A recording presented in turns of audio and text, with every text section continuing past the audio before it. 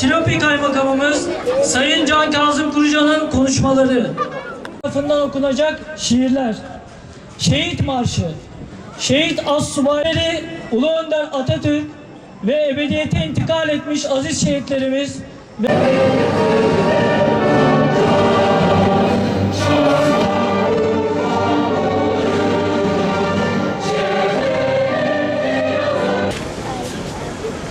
يا أيها الذين آمنوا استعينوا بالصبر والصلاة.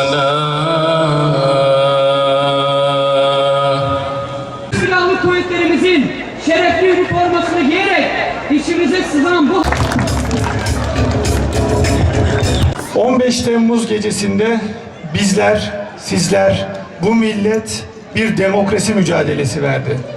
Bir varoluş mücadelesi verdi. Ama zannetmeyin ki bu mücadele 15 Temmuz gecesi başladı ve 15 Temmuz gecesi bitti. Bu mücadele yüzlerce yıldır devam eden bir mücadele. Bu mücadele bizler var oldukça devam edecek olan bir mücadele. Bu mücadele bizlerle onlar arasında. Bu mücadele hak ile batıl arasında bir mücadele.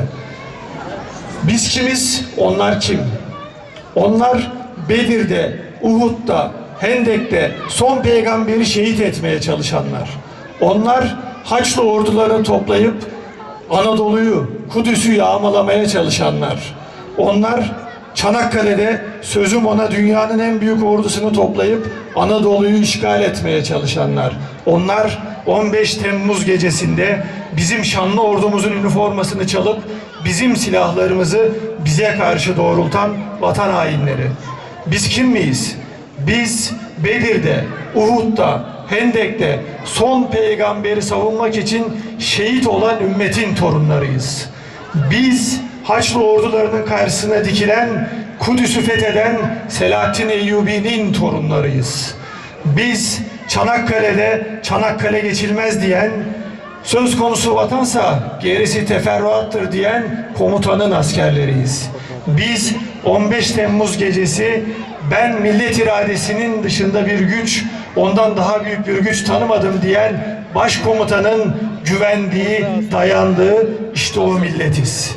Onlarla bizim aramızda hak ile batıl arasındaki kadar büyük bir fark var. Biz onları iyi tanıyoruz. 15 Temmuz gecesi karşımıza dikilen tam 40 yıl boyunca adım adım, gün gün, ay ay ihanet öğren o şebekeyi de tanıyoruz. 15 Temmuz'un müsebbibi olan Pensilvanya'daki meczubu da tanıyoruz. Onu kullanan kuklacıları da tanıyoruz.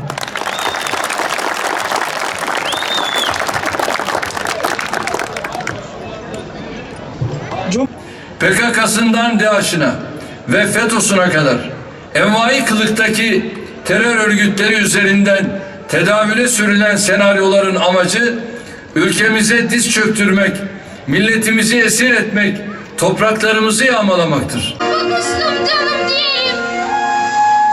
Dinliyor oldum. Bitmez feryadım.